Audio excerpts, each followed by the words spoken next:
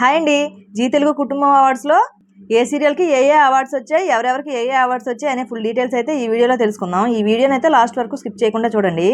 Popular face prime time సీరియల్లో అయితే చామంతి సీరియల్కి చామంతిగా చేస్తున్న మేఘనా లోకేష్ గారికి అయితే వచ్చింది. ఉత్తమ కథానాయకి అవార్డు అయితే నిండు నూరేళ్ల సావాసం సీరియల్లోని అరుంధతి క్యారెక్టర్లో చేస్తున్న పల్లవి గౌడ గారికి అయితే వచ్చింది. మధ్యాహ్నం మహానాయకుడు అనే అవార్డులు అయితే ఇద్దరు హీరోస్కి వచ్చాయి.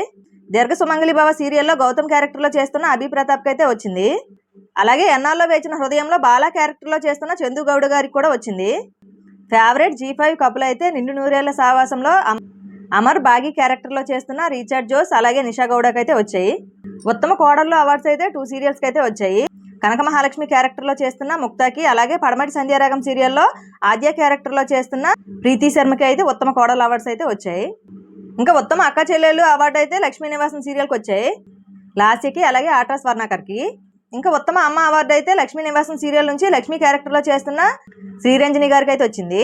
ఇంకా ఉత్తమ తండ్రిగా అయితే చామంతి సీరియల్లో రామచంద్ర క్యారెక్టర్లో చేస్తున్న ప్రభాకర్ గారికి అయితే వచ్చింది. ఇంకా mass Maharaja of Zee Telugu award అయితే లక్ష్మీ నివాసం సీరియల్లో సిద్ధు క్యారెక్టర్లో హీరోగా చేస్తున్న ఏక్నాథ్ గారికి అయితే వచ్చింది. ఇంకా విలక్షణ నటుడు అవార్డు అయితే లక్ష్మీ నివాసం సీరియల్లో జై క్యారెక్టర్లో చేస్తున్న ఆర్యన్కి అయితే వచ్చింది.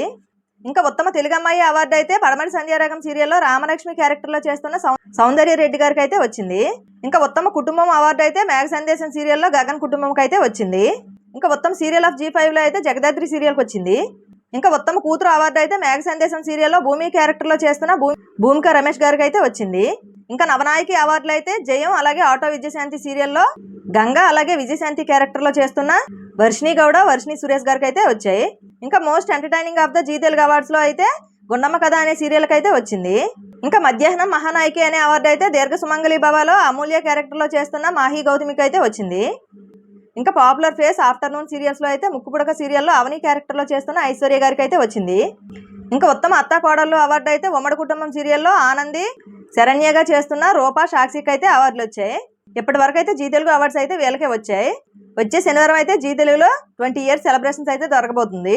దీనికైతే యాంకర్స్గా సుధీర్ అలాగే రవి అయితే చేస్తున్నారు. మరి ఈ వచ్చిన అవార్డ్స్లో ఎవరెవరికి ఏ అవార్డ్స్ వస్తే బాగుండేదని మీకు అనిపించిందో మీ అభిప్రాయాన్ని అయితే కామెంట్ చేయండి.